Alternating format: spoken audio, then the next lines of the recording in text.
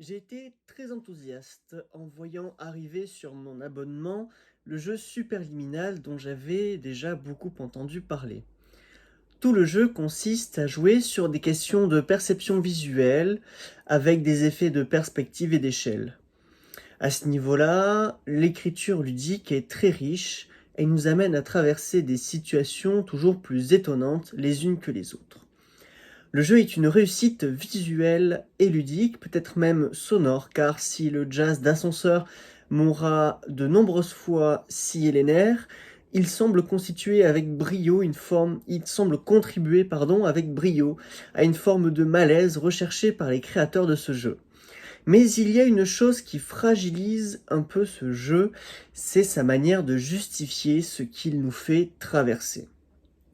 Tout au long du jeu, nous sommes interpellés par les messages d'un docteur nous rappelant que nous sommes dans un programme de recherche sur les rêves. Immédiatement, cela nous sort du jeu. En tout cas, je n'y étais plus vraiment.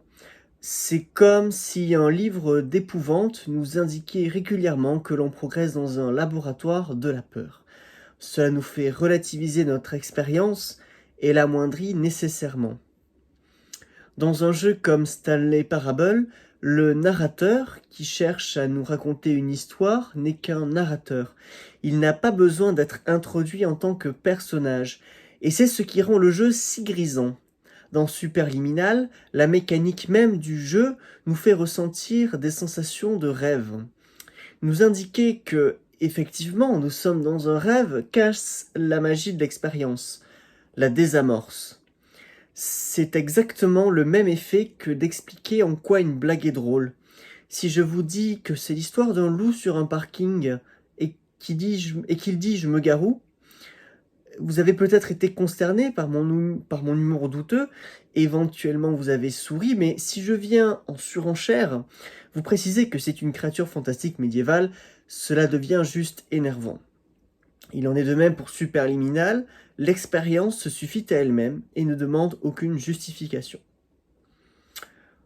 Voilà, ce sera tout pour Superliminal, qui fut une expérience intéressante malgré un petit manque de finesse scénaristique. Prenez soin de vous.